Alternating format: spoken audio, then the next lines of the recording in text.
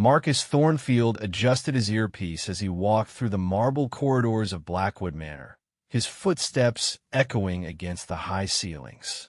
After 15 years in private security, he thought he had seen everything. Corporate espionage, celebrity stalkers, political assassination attempts. Nothing surprised him anymore.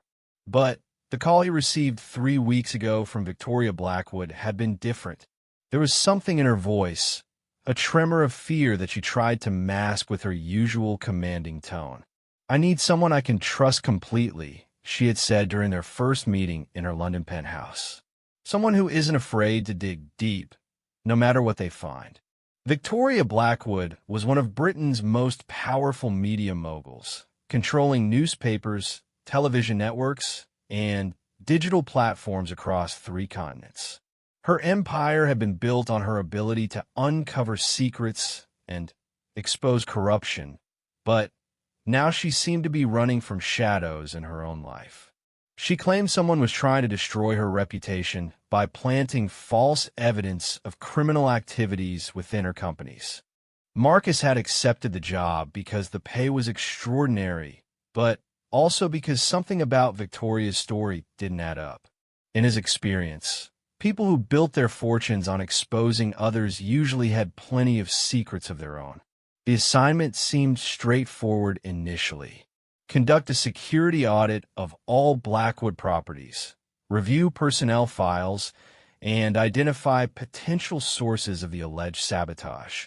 Marcus had started with the corporate offices in London, then moved to her private residences. Blackwood Manor, her ancestral home in the Cotswolds, was supposed to be the final stop. The sprawling estate had been in Victoria's family for over 2 centuries, its Gothic architecture and manicured gardens presenting the perfect image of old money respectability. But as Marcus walked through the manor's countless rooms, he began to notice inconsistencies. Certain areas seemed unusually secure for a private residence. Electronic locks on doors that should have been decorative.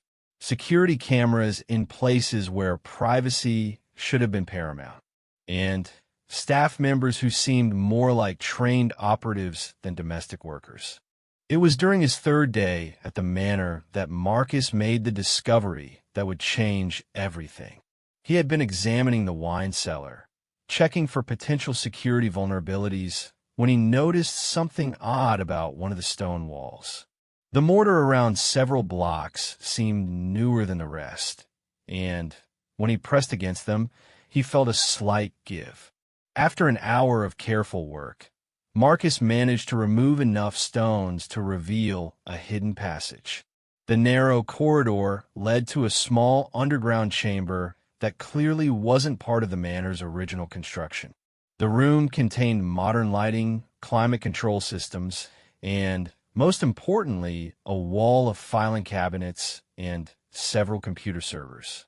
Marcus knew he was crossing a line by investigating further, but his instincts told him this discovery was connected to the threats Victoria claimed to be facing.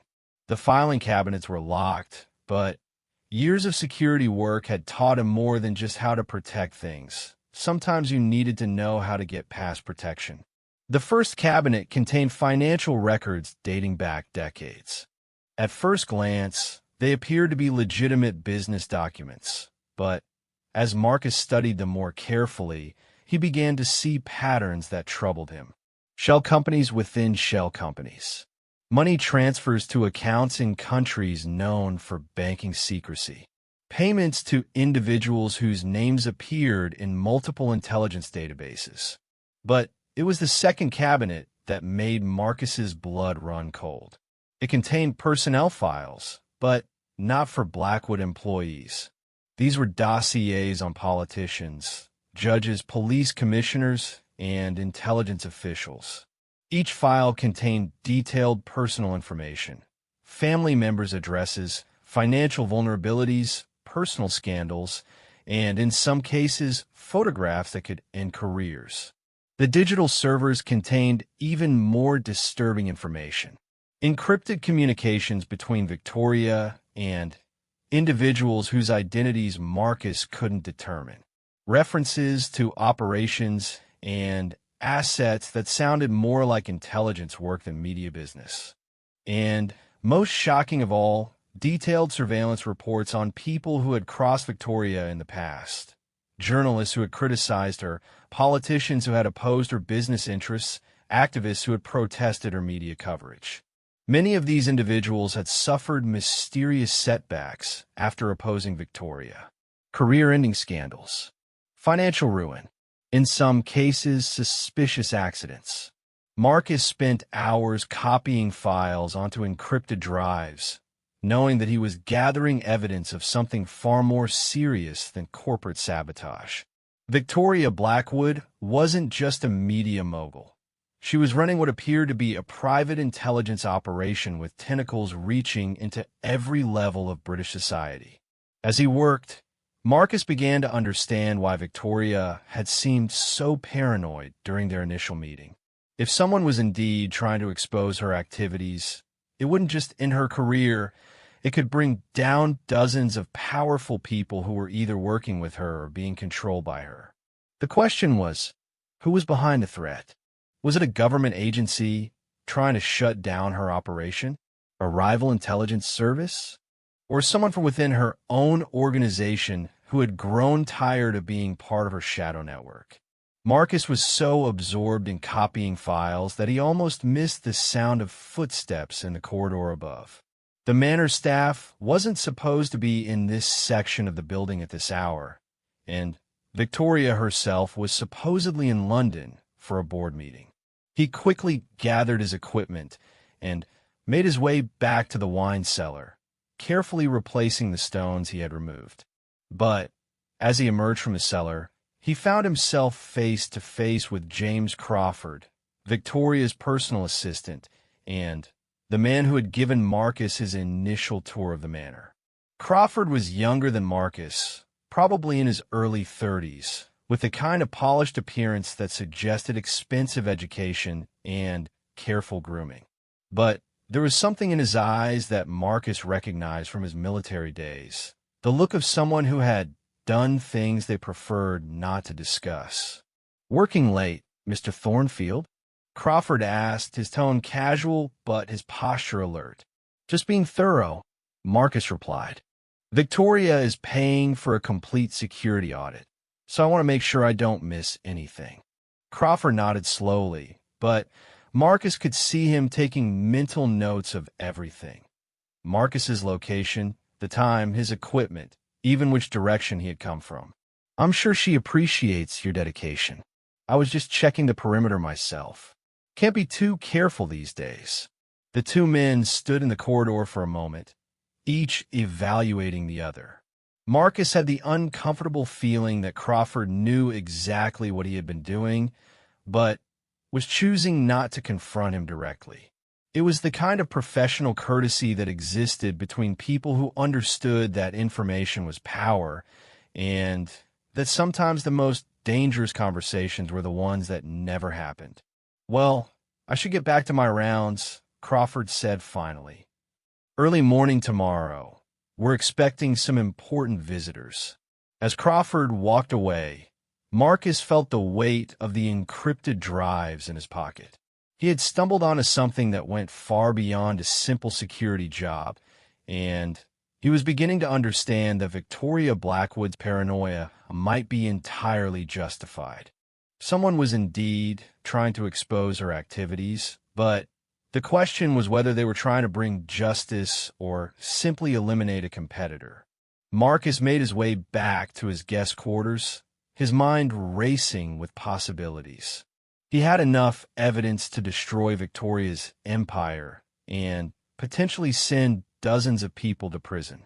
But he also knew that people with this much power and these kinds of secrets didn't go down quietly. He had two choices. He could walk away and pretend he had never seen the hidden chamber, or he could dig deeper and risk becoming another casualty in whatever shadow war Victoria Blackwood was fighting. As he lay in his bed that night, staring at the ceiling of the centuries-old manor, Marcus realized that he had already made his choice the moment he decided to copy those files. He was committed now, whether he wanted to be or not. The next morning would bring new revelations that would make his current discoveries seem like just the beginning of a conspiracy that reached far deeper than he had ever imagined. And somewhere in London, Victoria Blackwood was about to learn that her most trusted security specialist had become her greatest threat. Outside his window, Marcus could see Crawford making his morning rounds, speaking quietly into a phone. Whatever he was reporting, Marcus was certain it wasn't just a routine security update. The game had begun, and Marcus was no longer sure which side he was supposed to be on. Marcus woke to the sound of helicopters circling overhead. Through his bedroom window, he could see 3 black aircraft maintaining a wide perimeter around Blackwood Manor, their movements precise and coordinated. This wasn't random air traffic. Someone was conducting surveillance. He quickly dressed and made his way to the manor's communications room, where he found Crawford coordinating with what appeared to be a small army of security personnel. Men and women in expensive suits moved through the corridors with the practiced efficiency of military operators, each carrying concealed weapons that Marcus's trained eye could easily identify. "Ah, Mr. Thornfield," Crawford said without turning around. "Perfect timing. We're implementing enhanced security protocols today. I trust you'll cooperate fully."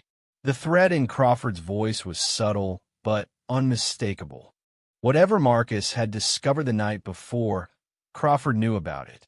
The question was how much he knew and what he planned to do about it. "Of course," Marcus replied. "What's the nature of the threat?" Crawford finally turned to face him, and Marcus could see that any pretense of politeness had been abandoned. "Let's just say that certain parties have taken an interest in Mrs. Blackwood's affairs. Parties who don't understand the delicate nature of her work." Before Marcus could respond, one of the security operatives approached Crawford with a tablet. The conversation that followed was conducted in whispers, but Marcus caught enough fragments to understand that they weren't just dealing with external threats. Someone inside Victoria's organization was feeding information to hostile forces. Marcus excused himself and made his way to the library, where he could observe the activity while appearing to continue his security audit. Using his phone, he attempted to research some of the names he had seen in the files the previous night. What he discovered made his blood run cold. Dr. Sarah Chun, an investigative journalist who had been working on a series about media manipulation, had died in a car accident 2 weeks after her first article was published. The official investigation concluded it was driver error, but Marcus found forum posts from Chen's colleagues questioning the timing and circumstances of her death. Professor Michael Harrison, an academic who had written critically about the concentration of media ownership, had suffered a sudden heart attack at age 42, just days before he was scheduled to testify before a parliamentary committee about media ethics. Again, the death was ruled natural, but Harrison had no history of heart problems. Detective Inspector Rebecca Walsh, who had been investigating connections between organized crime and several major media companies, had been found dead in her apartment from an apparent suicide. Her colleagues insisted she had no history of depression and had been excited about a major breakthrough in her case just days before her death. The pattern was clear, and Marcus realized he was looking at evidence of systematic elimination of threats to Victoria's operation. These weren't coincidences. They were murders made to look like accidents and natural deaths. As Marcus researched further, he began to understand the scope of Victoria's network. The files he had discovered weren't just blackmail material. They were part of a sophisticated intelligence operation that had been running for decades. Victoria had built her media empire as a front for gathering and controlling information about Britain's power structure. Politicians who voted the way Victoria wanted found themselves the subject of favorable coverage. Those who opposed her interests discovered their personal scandals splashed across her newspapers. Judges who ruled against her companies found themselves under investigation for corruption. Police officials who got too close to her activities were transferred to remote assignments or forced into early retirement. But Victoria's operation went beyond simple influence peddling. The files Marcus had found contained references to the Council, a group of individuals who seemed to be directing Victoria's activities. Names like the architect, the banker, and the general appeared throughout the documents, but their real identities remained hidden behind layers of operational security. Marcus was beginning to piece together the structure of this shadow organization when his phone buzzed with an encrypted message from an unknown number. Library. Ancient History section. Red leather journal behind Gibbon's decline and fall. Come alone. Every instinct told Marcus this was a trap, but he needed allies if he was going to survive what was coming. He made his way to the specified location, moving casually while staying alert for surveillance. The library's ancient history section was tucked away in a corner that wasn't covered by security cameras, a fact that couldn't be accidental. Behind the volumes of Gibbon's famous work, Marcus found a worn red leather journal that looked centuries old, but felt far too light to be filled with aged paper. Inside, instead of historical text, he found modern documents printed on thin, high-quality paper. The first document was a letter dated just 3 days ago. Mr. Thornfield, if you're reading this, you've discovered Victoria's secret chamber, and copy the files. You're not the first person she's hired to investigate threats against her, but you may be the first with the skills to survive what comes next. My name is Eleanor Price, and I've been working within Victoria's organization for 5 years, gathering evidence of her crimes. I know you've seen the names of the people who died opposing her. I can give you the proof that they were murdered, but I need your help to get it to the right people before I become another casualty. Meet me tonight at midnight in the chapel ruins behind the manor. Camilla Ousted.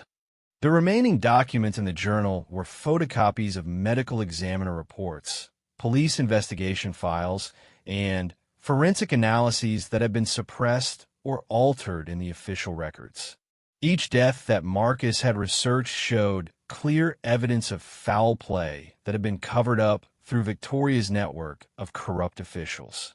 Sarah Chin's car had been tampered with, brake lines severed in a way designed to cause failure on a specific section of motorway. Professor Harrison had been injected with a substance that mimicked heart attack symptoms, but left no trace in standard autopsies.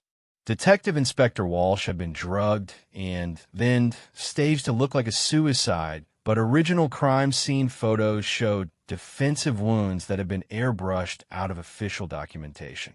Marcus realized he was holding evidence that could bring down not just Victoria, but dozens of corrupt officials who had helped cover up these murders. But he was also holding a death warrant if the wrong people discovered what he knew. As he studied the documents, Marcus became aware that the library had gone unusually quiet. The constant hum of activity throughout the manor had stopped, and he could no longer hear voices in the corridors. His military training kicked in, and he carefully moved to a position where he could observe the library's entrance while remaining hidden behind the tall bookshelves. Through a gap between books, he saw 3 figures moving systematically through the library, checking each section with professional thoroughness. They weren't manor staff. These were the same operatives who had arrived with the enhanced security protocols. And they weren't just searching the library randomly. They were moving directly toward the ancient history section. Marcus carefully replaced the journal behind Gibbon's volumes and began moving toward the library's rear exit. But as he turned a corner between shelves, He found himself face to face with a fourth operative who had been positioned to cut off that escape route. The man was tall and heavily built, with the kind of scars that suggested extensive combat experience. When he saw Marcus, his hand moved toward the weapon concealed beneath his jacket, but he hesitated, either because he had orders to take Marcus alive, or because he recognized that Marcus was also armed and prepared to defend himself. "Mr. Thornfield," the operative said in an accent that suggested Eastern European origins, "Mr. Crawford would like to speak with you. Please don't make this difficult." Marcus could hear the other three operatives moving closer, their footsteps coordinated and purposeful. He was outnumbered and trapped, but he had been in worse situations during his military service. The question was whether he could get out of this confrontation alive and still keep his appointment with Eleanor Price. "Of course," Marcus replied, raising his hands slightly to show he wasn't reaching for a weapon. "I was just conducting my security audit, checking sight lines and potential hiding places." The operative studied Marcus for a moment, clearly trying to determine whether he was lying. "You've been very thorough in your audit, perhaps too thorough." Before Marcus could respond, the sound of gunfire erupted from somewhere else in the manor. Automatic weapons fire, multiple shooters, and the crash of breaking glass suggested that the enhanced security protocols hadn't been enough to stop whatever attack was underway. The operative facing Marcus spoke rapidly into a throat mic, switching to what sounded like Russian. Whatever response he received caused his expression to change dramatically, from confident control to urgent alarm. "Change of plans," he told Marcus. "Stay close to me if you want to live. Someone else wants you dead more than we want you alive." As they moved through the library toward the sound of gunfire, Marcus realized that the situation at Blackwood Manor had escalated far beyond his investigation. Someone had decided to move against Victoria's operation directly, and Marcus was caught in the middle of a war between shadow organizations that most people didn't even know existed. The question was whether Eleanor Price was part of the attacking force, or if she was another target who needed his protection.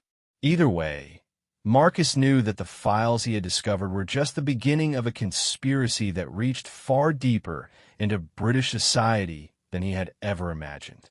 As they reached the library's main entrance, Marcus could see smoke rising from the manor's east wing and figures moving across the grounds with military precision. Whatever Victoria Blackwood had built over the decades was finally being challenged by forces that were willing to use lethal force to stop her. The Shadow War had moved into the open, and Marcus was about to discover that sometimes the greatest threat to a conspiracy isn't exposure. It's competition from an even more powerful conspiracy. #The Shadow Files. Part 3. The manor erupted into chaos as Marcus followed the Russian operative through corridors filled with smoke and the sound of automatic weapons fire. Through shattered windows, he could see figures in black tactical gear moving with military precision across the estate grounds. This wasn't a random attack. It was a coordinated assault by people who knew exactly where they were going and what they wanted. The operative, who had identified himself only as Dmitri, led Marcus toward what appeared to be a safe room in the manor's central core. But as they rounded a corner, they found Crawford crouched behind an overturned table, speaking urgently into multiple phones while return fire sparked off the marble walls around him. "How many?" Dmitri asked in English. "At least 20, Crawford replied without looking up. "Professional team, military-grade equipment. They're not here for a social visit." Crawford's eyes fixed on Marcus with an intensity that suggested he was making rapid calculations about loyalty and survival. "Mr. Thornfield, I hope you understand that your security audit just became significantly more complicated." Before Marcus could respond, the lights went out throughout the manor. Emergency lighting kicked in seconds later, casting everything in an eerie red glow that made the smoke-filled corridors look like scenes from hell. In the distance, Marcus could hear heavy footsteps and voices coordinating in what sounded like multiple languages: English, Russian, and something that might have been Arabic. "They've cut the main power," Crawford muttered, "which means they know exactly how this place is wired." Dmitri spoke into his throat mic in rapid Russian, then turned back to Crawford. "Perimeter team is down. They're inside the main building now." Marcus's military training was screaming at him that staying in the manor was suicide. The attackers clearly had superior numbers, better equipment, and detailed knowledge of the building's layout. But as he considered his options, he realized that Crawford and Dmitri might be the only people who could help him understand what was really happening. "Who are they?" Marcus asked. Crawford and Dmitri exchanged a look that suggested they were debating how much to reveal. Finally, Crawford spoke. "People who think Victoria's operation has become too powerful, too independent. Other intelligence services? Something like that," Dmitri replied. "Victoria built her network by playing different factions against each other. Sometimes that strategy works too well." As if summoned by their conversation, the sound of high heels clicking on marble floors cut through the noise of distant gunfire. Victoria Blackwood emerged from the smoke like a figure from a nightmare, her usually perfect appearance disheveled, but her eyes burning with fury and determination. "Gentlemen," she said with the kind of calm that only came from years of handling crises, "I trust you're enjoying the entertainment. Crawford, what's our status?" "Perimeter is compromised. Main building is under assault. Communications are being jammed selectively," Crawford reported with professional efficiency. "But the vault systems are still secure." Victoria nodded and turned her attention to Marcus. "Mr. Thornfield, I believe your security audit has revealed some interesting vulnerabilities. I hope you'll include recommendations for improvement in your final report." The casual way she was discussing business while gunfire echoed through her ancestral home told Marcus everything he needed to know about Victoria's state of mind. This wasn't panic. It was the response of someone who had been expecting this attack and had prepared for it. "Who's attacking us?" Marcus asked directly. Victoria smiled, but there was no warmth in it. "People who think they can take what I've built and use it for their own purposes. They're about to learn why that's a mistake." She pulled out a phone that looked far more sophisticated than standard consumer electronics and spoke a single word: "Lazarus." The effect was immediate and dramatic. Throughout the manor, Marcus could hear the sound of heavy machinery activating. Blast doors began sliding into place, sealing off sections of the building. Hidden weapon systems emerged from concealed positions. And from somewhere in the walls, the sound of gas being released through ventilation systems. "Sleeping gas," Victoria explained, noting Marcus's expression. "Non-lethal, but very effective. I've always believed in proportional response." Through the red emergency lighting, Marcus could see the attacking team's coordination beginning to break down as the gas took effect. Figures stumbled and fell, their precise military movements becoming unsteady and confused. Within minutes, the sound of gunfire had stopped entirely. But Marcus's relief was short-lived. As the immediate threat subsided, he realized that Victoria's casual deployment of sophisticated defensive systems raised questions about what else she had hidden throughout the manor. The woman he had been hired to protect was clearly far more dangerous than he had initially understood. "Now then," Victoria said, adjusting her hair as if the assault had been a minor inconvenience, "let's attend to our guests. I believe some of them may have information I need." Crawford and Dmitri moved with practiced efficiency to begin securing the unconscious attackers. Marcus followed them through the manor, noting that Victoria's defensive systems included surveillance capabilities that provided real-time information about every intruder's location and status. As they reached the main hall, Marcus counted 17 unconscious figures in tactical gear. Each was professionally equipped with weapons, communications gear, and what appeared to be sophisticated hacking tools. These weren't random criminals. They were elite operatives from someone with significant resources. Victoria moved among the unconscious attackers with the casual interest of a collector examining new acquisitions. She paused at one figure and gestured for Crawford to turn him over. The man's face was lean and scarred, with the kind of weathered appearance that suggested decades of dangerous work. Colonel Alexander Petrov, Victoria said with satisfaction. Formerly of the GRU, more recently freelancing for the highest bidder.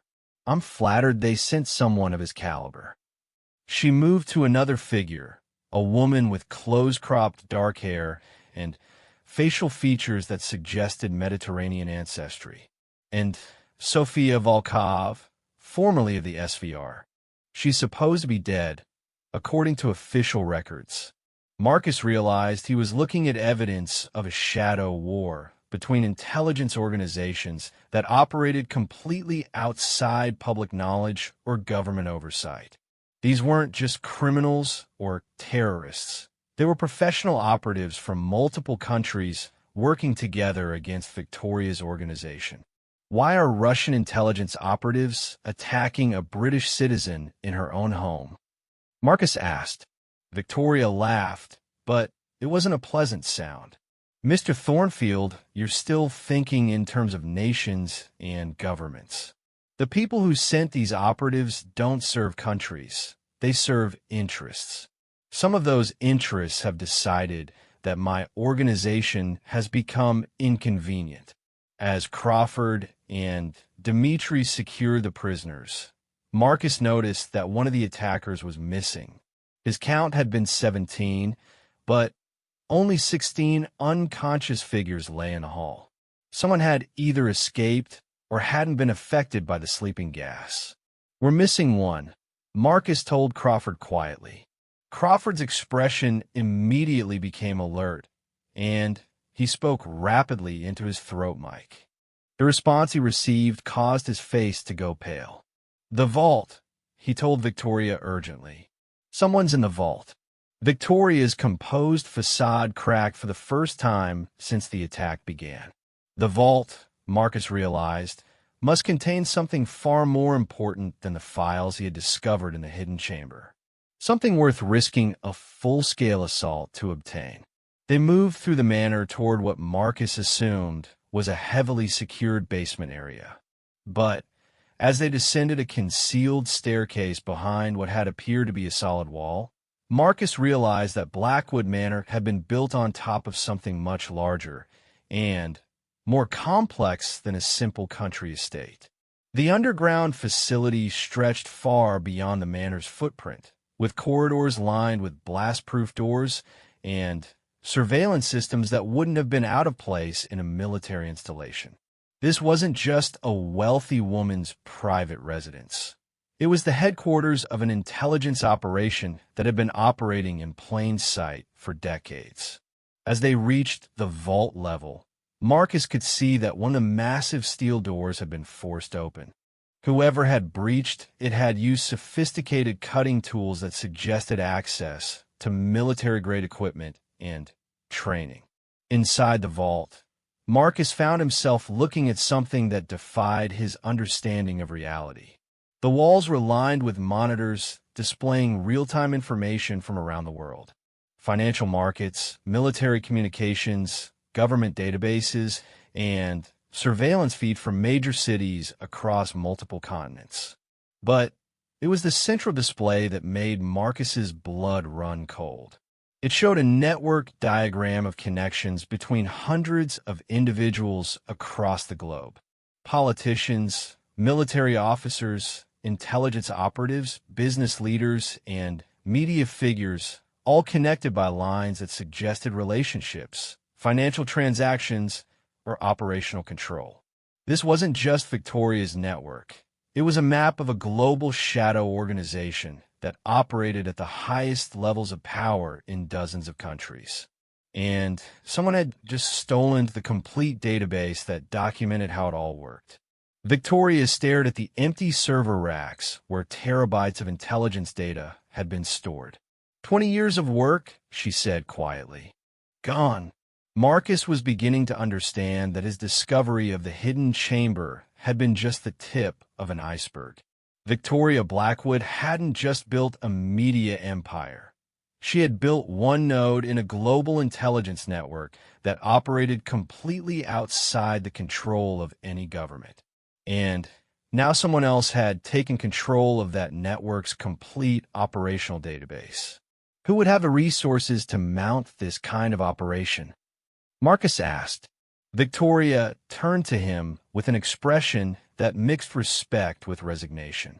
The only organization with the capability to penetrate our security is one that helped design it in the first place. We're dealing with former partners who have decided to eliminate the competition. As the full implications of what he had witnessed began to sink in, Marcus realized that his simple security job had become something far more dangerous. He wasn't just investigating corruption. He had stumbled into a war between shadow organizations that could reshape the balance of power across the globe. And somewhere in the manor, Eleanor Price was waiting for him with information that could either help him survive or make him an even bigger target. The question was whether she was an ally trying to expose the truth or another operative in a game where the rules changed faster than the players could adapt. The sound of helicopters returning overhead suggested that whoever had stolen Victoria's database was already moving to use the information. Time was running out, and Marcus had to decide which side he was going to choose in a conflict that most people would never even know was happening. The helicopters circling overhead had gone silent, which Marcus knew from his military experience meant they had either withdrawn or landed somewhere beyond the manor's immediate perimeter. Victoria's security systems showed all external threats neutralized, but the theft of her database meant the real battle was just beginning. As they made their way back to the main level, Victoria's phone buzzed with an encrypted call. Marcus watched her face change as she listened to whoever was on the other end. When she hung up, her expression was grim. The database is already being disseminated, she announced. Intelligence services across 3 continents are receiving selective portions designed to destabilize existing operations and trigger interagency conflicts. Crawford cursed softly in what sounded like several languages. How long before the blowback reaches us? Hours, not days, Victoria replied. Our operational security was built on compartmentalization and deniability. Now that the complete network map is in hostile hands, every connection becomes a liability. Marcus was trying to process the implications when his phone vibrated with another message from Eleanor Price. Plans changed. Chapel ruins compromised. Meet at the old mill. 1 hour. Bring proof of what you found. We may not get another chance. He showed the message to Victoria, whose eyes narrowed as she read it. Miss Price has been very resourceful in avoiding our security protocols. I'm beginning to wonder if her survival skills are better than I anticipated. You know who she is? Eleanor Price joined my organization 5 years ago with impeccable credentials from British intelligence. Brilliant analyst, perfect operational record, unquestionable loyalty, Victoria said, which is exactly the kind of background that makes me suspicious. Dmitri emerged from the communications room with troubling news. The unconscious attackers are beginning to wake up, and their blood tests show they weren't affected by our sleeping gas. They were using countermeasures. They're pretending to be unconscious. The realization that the captured operatives were potentially gathering intelligence while feigning unconsciousness added another layer of danger to an already complex situation. Marcus began to understand that every assumption they had made about controlling the situation might be wrong. "We need to evacuate," Crawford said urgently. "If they're conscious and communicating with external teams, this location is compromised beyond recovery." Victoria nodded slowly, but Marcus could see her reluctance to abandon the manor that had been her organization's headquarters for decades. Begin Protocol 7. Full sanitization, then withdrawal to secondary locations. As Crawford and Dimitri moved to implement what was obviously a well-rehearsed evacuation plan, Victoria turned her attention back to Marcus. "Mr. Thornfield, your security audit has revealed weaknesses in our operation, but it has also demonstrated your value as an asset. I'm prepared to offer you a permanent position with my organization." The offer was delivered in a tone that suggested it wasn't entirely optional. Marcus had seen enough of Victoria's operation to understand that people who knew too much about her activities either joined her organization or became targets for elimination. "I need time to consider," Marcus replied carefully. "Time is something we may not have," Victoria said. "The people who stole our database aren't just rivals. They're former partners who understand exactly how we operate. They know our protocols, our safe houses, our operational methods. Staying independent may not be an option for much longer." The sound of vehicles approaching the manor interrupted their conversation. Through the security monitors, Marcus could see a convoy of black SUVs moving up the main drive with the kind of precision that suggested official government involvement. "British intelligence," Crawford announced. "Full tactical team, senior officer in the lead vehicle." Victoria's expression shifted to something resembling amusement. "How refreshing. They've decided to stop pretending they don't know what we do." The lead vehicle stopped at the manor's main entrance, and Marcus watched a woman in an expensive suit emerge, flanked by armed operatives who moved with the disciplined efficiency of military special forces. The woman was perhaps 50 years old, with silver hair and the kind of bearing that suggested decades of experience in high-stakes situations. "Deputy Director Sarah Mitchell," Victoria said, recognizing the woman on the monitor. "I haven't seen her since the Cyprus operation 5 years ago." Crawford activated the manor's external communication system, and Mitchell's voice filled the room. "Victoria, we need to talk. Recent events have created a situation that requires immediate coordination between our organizations." "I'm always happy to chat with old friends," Victoria replied through the system. "Though I notice you brought rather a lot of security for a social visit. The situation has escalated beyond normal protocols. We've received intelligence that suggests your recent security breach has implications for national security interests that extend far beyond your private concerns." Marcus realized he was witnessing a negotiation between shadow organizations that operated at levels of government he had never imagined existed. The theft of Victoria's database hadn't just compromised her operation. It had apparently threatened the stability of intelligence relationships across multiple countries. Victoria made a decision that surprised Marcus. "Crawford, open the doors. Let's see what Deputy Director Mitchell has to offer." As the massive front doors opened and Mitchell's team entered the manor, Marcus noticed that the supposedly unconscious attackers were nowhere to be seen. Crawford and Dimitri had apparently dealt with them during the evacuation preparations, though Marcus preferred not to know exactly what that meant.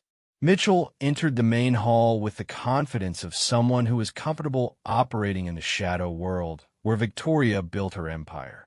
She glanced around the opulent surroundings with the kind of appreciation that suggested she understood what it had taken to build and maintain this level of luxury while running covert operations.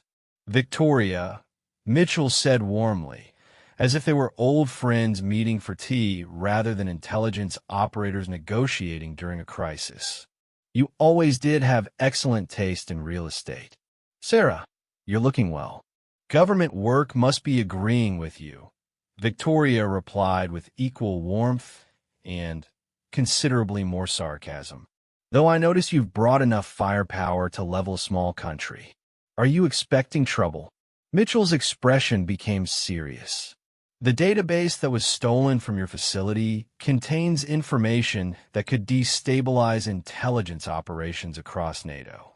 We need to know who took it and what they plan to do with it. I assume you're offering some form of assistance in exchange for that information. Full government protection for you and your key personnel.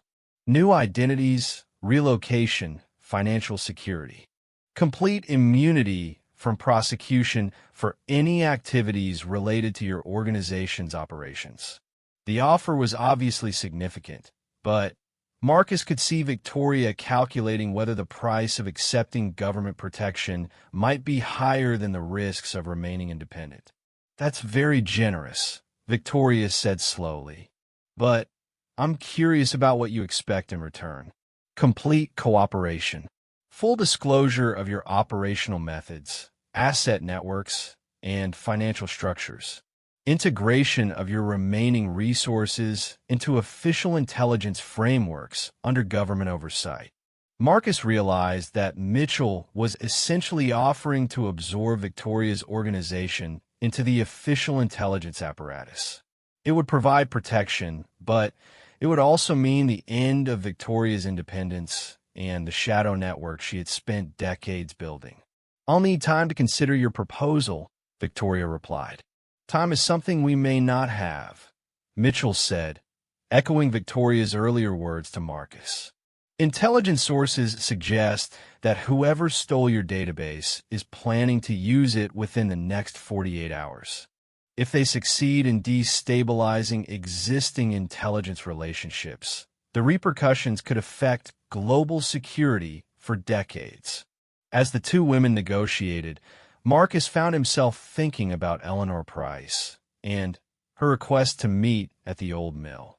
If she truly had evidence about the murders Victoria's organization had committed, it might be the only leverage he had in a situation where he was increasingly becoming a pawn in other people's games. He quietly excused himself from the main hall, citing the need to complete his security documentation.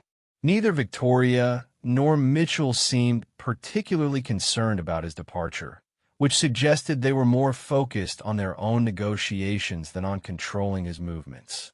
As Marcus made his way toward the manor's rear exit, he could hear Victoria and Mitchell beginning to discuss operational details that confirmed his suspicions about the scope of the shadow war he had stumbled into.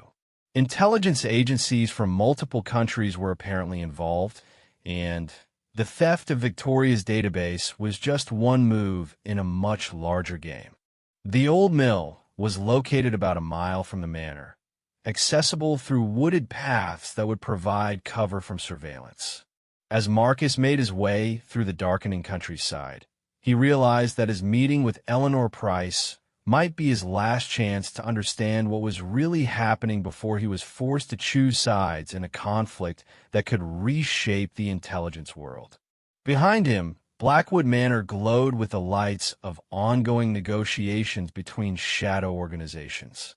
Ahead of him, the old mill waited in darkness, potentially containing answers that could either save his life or make him a target for forces he was only beginning to understand. The encrypted drives in his pocket contained evidence of decades of corruption and murder, but Marcus was beginning to realize that exposing the truth might be more dangerous than keeping the secrets. In the shadow world Victoria had built, knowledge was power, but too much knowledge could be a death sentence. The old mill stood silhouetted against the moonlit sky like a monument to forgotten industry. Marcus approached carefully, using techniques learned during years of military operations to avoid detection. The structure appeared abandoned, but His training told him that appearances could be deadly deceptions. As he moved closer, Marcus noticed that someone had recently been maintaining the mill despite its outwardly derelict condition. The wooden water wheel had been repaired, and subtle modifications suggested that the building might have been converted for purposes far different from its original function. A soft whistle from within the structure indicated that Eleanor Price was already waiting. Marcus entered through a side door that opened silently on recently oiled hinges, finding himself in a space that had been thoroughly modernized behind its rustic facade. Eleanor Price emerged from the shadows like a figure from a spy novel. She was perhaps 35 years old, with dark hair and intelligent eyes that suggested years of experience in dangerous situations. Her appearance was casual but practical, and Marcus noted that she moved with the controlled efficiency of someone trained in combat operations. "Mr. Thornfield," she said quietly, "thank you for coming. I wasn't certain you would survive the attack on the manor. I'm beginning to think survival depends on understanding who the real enemies are," Marcus replied, "starting with whether you're one of them." Eleanor smiled grimly. "A fair question. I've been working within Victoria's organization for 5 years, documenting evidence of criminal activities that extend far beyond what you discovered in the hidden chamber." She gestured toward a table where dozens of documents were spread out like pieces of a massive puzzle. Marcus recognized some of them from his own discoveries, but many others were new and even more damaging. Victoria's organization isn't just involved in blackmail and murder, Eleanor continued. They're facilitating arms trafficking, money laundering, human trafficking, and political assassination across multiple continents. The network you saw in the vault represents one of the most extensive criminal conspiracies in modern history. Marcus studied the documents, noting financial records that trace payments to terrorist organizations, correspondence discussing the elimination of political figures, and operational plans for destabilizing governments that oppose Victoria's interests. If you've had this evidence for 5 years, why haven't you acted on it? Because Victoria's network includes high-ranking officials in intelligence agencies, law enforcement, and government across dozens of countries, Eleanor replied. Every time I tried to expose them through official channels, the information was suppressed, and the officials I contacted ended up dead or disappeared. She handed Marcus a photograph that made his blood run cold.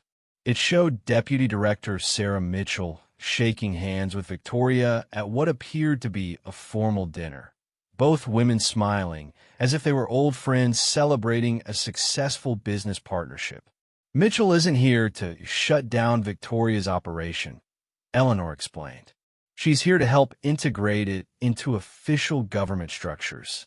The theft of Victoria's database wasn't conducted by foreign intelligence services. It was an inside job designed to force Victoria to accept government protection and oversight. The implications hit Marcus like a physical blow. The attack on the manor, the theft of the database, Mitchell's convenient arrival with offers of protection. It had all been orchestrated to drive Victoria into the arms of government officials who wanted to control her network rather than destroy it. Then, who stole the database? A joint task force led by Mitchell's people and elements within Victoria's own organization who thought she was becoming too independent, Eleanor said. They want to preserve the operational capabilities while ensuring government oversight and control. Marcus realized that his simple security job had placed him at the center of a power struggle between shadow organizations that operated at levels he had never imagined. "What about you? Which side are you really working for?" Eleanor's expression became sad. "I work for the people who died because they threatened Victoria's operation. Sarah Chun, Michael Harrison, Rebecca Walsh, and dozens of others whose deaths were covered up through corruption and intimidation. She produced another set of documents that contained evidence Marcus hadn't seen before. Detailed surveillance reports showing how each victim had been stalked, drugged, and murdered in ways designed to look like accidents or natural deaths. I've been building a case that could bring down the entire network, but I need help getting the evidence to people who can't be bought or intimidated, Eleanor continued. Independent journalists, international prosecutors, human rights organizations, people outside the systems that Victoria has corrupted. And you think I'm that help? You're a security specialist with military training and no ties to intelligence agencies or government officials. More importantly, you've seen enough of Victoria's operation to understand what we're really dealing with. As Eleanor spoke, Marcus became aware of movement outside the mill. Through the windows, he could see figures positioning themselves around the building with the systematic precision of a military operation. They had been found. "We need to leave," Marcus said urgently. Eleanor nodded and began gathering the most important documents. "There's a tunnel beneath the mill that connects to a network of passages built during the Second World War. We can use it to reach a vehicle I have hidden about 2 miles from here." As they moved toward a concealed entrance in the mill's floor, the sound of vehicles approaching confirmed Marcus's fears. Multiple teams were converging on their location with the kind of coordination that suggested real-time surveillance and communication. The tunnel beneath the mill was narrow and cramped, but it provided the concealment they needed to escape immediate capture. As they crawled through passages that smelled of decades of dampness and decay, Eleanor explained that the underground network had been used by resistance fighters during the war and later by intelligence operatives during the Cold War. Victoria's organization didn't build these tunnels, Eleanor said quietly, but they've been maintaining them for exactly this kind of situation. They emerged from the tunnel system about half a mile from the mill in a grove of trees that provided natural concealment. Behind them, Marcus could see lights and hear voices as search teams systematically examined the mill and surrounding area. Eleanor led him to where she had hidden a nondescript sedan equipped with what appeared to be sophisticated communication and surveillance equipment. As they drove away from the area, Marcus realized that Eleanor's operation was far more professional than he had initially assumed. 5 years is a long time to maintain deep cover, Marcus observed. It would have been longer if the attack on the manor hadn't forced us to accelerate our timeline, Eleanor replied. But recent events have created an opportunity to expose the entire network before it can be absorbed into official government structures. She handed Marcus a secure phone that immediately began displaying real-time intelligence updates from sources around the world. The scope of information suggested that Eleanor's operation had resources and connections that rivaled Victoria's organization. "Who are you really working for?"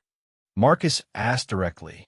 "An international coalition of intelligence officers, prosecutors, and activists who have been tracking transnational organized crime for over a decade," Eleanor replied. "We operate outside official channels because too many official channels have been compromised by organizations like Victoria's." As they drove through the countryside, Eleanor outlined a plan that would expose Victoria's network through simultaneous document releases in multiple countries, supported by testimony from victims and evidence that couldn't be suppressed through corruption or intimidation. "The key is timing," Eleanor explained. "We need to release everything simultaneously before they can activate their damage control protocols or eliminate additional witnesses." Marcus realized that his decision about whether to help Eleanor would determine not just his own survival, but potentially the exposure of a criminal network that had operated in the shadows for decades. What about Victoria and Mitchell? If they're working together now, they'll have resources to retaliate against anyone who threatens them. "That's why we need to move fast," Eleanor replied. I estimate we have about 12 hours before they realize what we're planning and take steps to stop us. As dawn began to break over the countryside, Marcus found himself making a choice that would define the rest of his life. He could walk away and try to disappear, hoping that Victoria's organization would consider him too small a threat to pursue. Or he could help Eleanor expose a conspiracy that had caused the deaths of dozens of people and corrupted institutions across multiple countries. Looking at the evidence spread across Eleanor's mobile command center, Marcus realized that some choices were about more than personal survival. They were about whether truth and justice could triumph over power and corruption. "What do you need me to do?" he asked. Eleanor smiled for the first time since he had met her.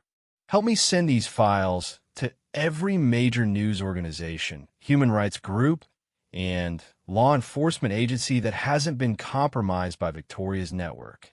We're going to tell the world exactly what Victoria Blackwood built and how many people died to keep her secrets." As Marcus began uploading encrypted files to secure servers around the world, he could see vehicles in the distance moving toward their location with the urgency of a manhunt in progress. Victoria and Mitchell had apparently discovered their escape and were mobilizing resources to stop the exposure of their operations. The race had begun between truth and power, between justice and corruption. Marcus had chosen his side, and now he would discover whether that choice would save lives or cost him his own. In the end, the shadow files that Victoria had spent decades accumulating would become the evidence that destroyed the very network she had built. Sometimes the greatest threat to a conspiracy wasn't external enemies. It was the truth that had been hiding in the shadows all along.